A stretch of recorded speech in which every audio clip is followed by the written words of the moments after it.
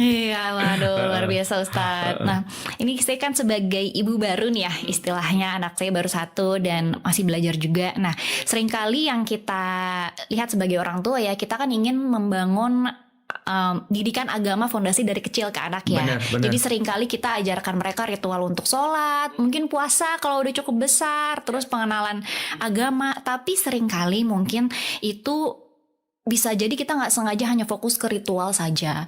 Dimana kalau mereka sudah besar ya, sering saya baca artikelnya, mulai tuh mempertanyakan lagi dan belum lagi lingkungan yang Ya, pengaruhnya kita nggak bisa selalu kontrol. kontrol ya. Heeh, Nah, betul. bagaimana ya Ustadz kita bisa mengajarkan tauhid ke anak sejak dini? Mm-mm. Nah, yang pertama-tama adalah kalau kita misalnya ngelihat anak, anak itu memang sesuatu amanah yang diberikan Allah kepada kita.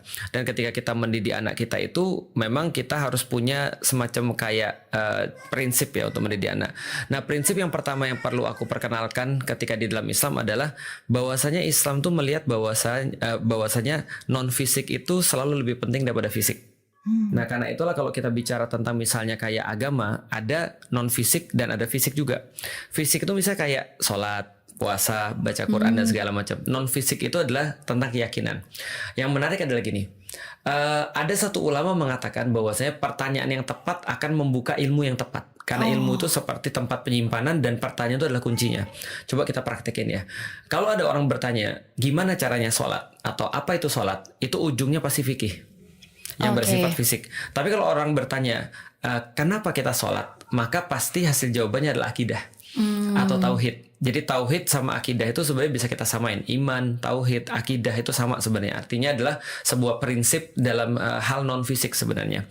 Nah, jadi kalau kita bicara tentang bagaimana memperkenalkan tauhid pada anak, kalau saranku sih jangan di-load dulu dengan perkara-perkara yang bersifat fisik. Jadi sholat bisa di skip dulu sebenarnya, atau misalnya kayak puasa bisa di skip dulu sebenarnya. Ini memang mungkin unpopular, tapi ini justru yang terjadi pada para sahabat dan Rasul. Oh, Rasul itu tidak pernah memberikan load pada anak-anak soalan ibadah, atau tidak pernah memberikan load pada anak-anak soal kayak ritual-ritual.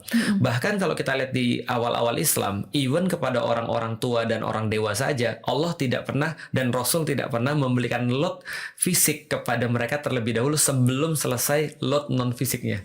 oh apa tuh Nah, Ustadz? load non fisiknya adalah pertanyaan why tadi. Nah, Oh. jadi sebenarnya kalau kita ajarin pada anak sebenarnya adalah berfokus pada pertanyaan why. Kenapa sih itu misalnya? Kenapa sih? Kenapa sih? Contoh misalnya kayak gini misalnya.